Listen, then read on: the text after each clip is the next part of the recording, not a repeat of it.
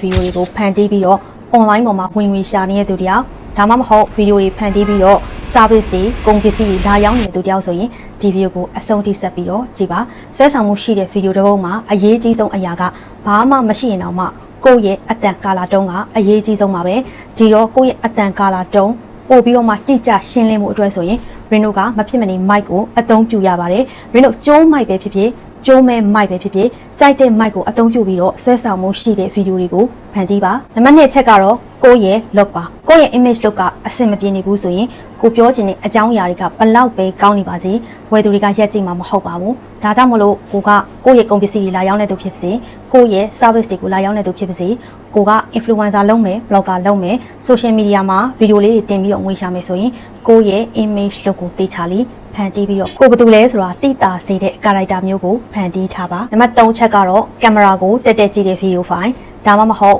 45 degree စောင်းပြီးတော့ရိုက်ထားတဲ့ video file တွေဒါမှမဟုတ်ကိုယ့်ရဲ့ service တွေကိုတေချာပြောပြတဲ့ video file မျိုးတွေကိုယ့်ရဲ့ကုန်ပစ္စည်းကိုတေချာပြပေးတဲ့ video file မျိုးတွေဒီလို video file မျိုးတွေကိုပို့ပြီးတော့မှဖန်တီးပါဒါဆိုရင်ဆွဲဆောင်မှုရှိတဲ့ video တစ်ပုဒ်ရှင်းမှာသိကြပါတယ်ဒီထက်ပို့ပြီးတော့မှတိတိကျကျသိချင်နေဆိုရင် Rain လက်ရှိဖွင့်ပေးထားတဲ့ BBC အတန်းမှာလောက်ဆုံးလို့ရတယ်ဒီအတန်းမှာဆိုရင် editing ပိုင်းနဲ့ပတ်သက်ပြီးတော့သင်ပေးထားတဲ့အပြင် video တစ်ပုဒ်မှာဆွဲဆောင်မှုရှိအောင်ဘယ်လိုအရာတွေကိုအသုံးပြုရမလဲဆိုတဲ့နည်းလမ်းပိုင်းတွေကိုပါတေချာလေးပြပေးထားတာဖြစ်တဲ့အတွက်ကြောင့်မလို့ကိုကဆွဲဆောင်မှုရှိတဲ့ video တွေကိုဖန်တီးခြင်းနဲ့ဆွဲဆောင်မှုရှိတဲ့ video တွေကနေဝင်ငွေရခြင်းနဲ့ဆိုရင်ဒီအတန်းမှာလောက်ဆုံးလို့ရတယ်မတ်လေးအချက်ကတော့ကိုယ့်ရဲ့ video မှာလာသုံးမဲ့ background မှာကိုယ့်ရဲ့ view တွေမှာလာတော့မဲ့ background ကကြည့်လို့အဆင်မပြေဘူးဆိုရင်ဆွဲဆောင်မှုရှိတဲ့ video တစ်ပုဒ်ဖြစ်မှာမဟုတ်ပါဘူး။ဒါကြောင့်မလို့ကိုက video တွေဖန်တီးတဲ့အခါမှာကုန်ပစ္စည်းရောင်းတဲ့သူဖြစ်ပါစေ influencer ဖြစ်ပါစေ blogger ဖြစ်ပါစေကိုယ့်ရဲ့ service တွေကိုလာပြောပြတဲ့ video file မျိုးပဲဖြစ်ပါစေကိုယ့်ရဲ့ background ကိုသေချာရှင်းလင်းအောင်လုပ်ထားဖို့လိုပါတယ်။ဆွဲဆောင်မှုမရှိတဲ့ background တွေက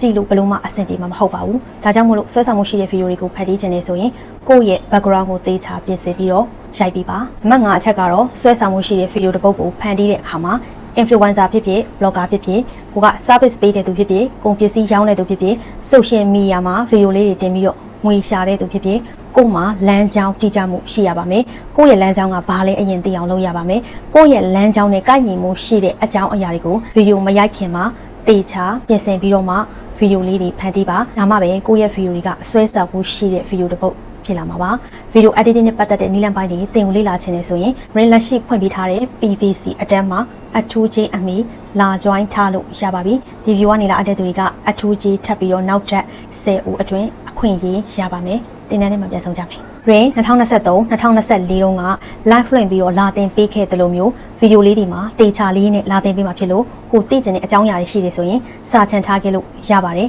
နောက်ထပ်ဗီဒီယိုမှာပြန်ဆုံးမယ်နော်ကိုရွှေမှာ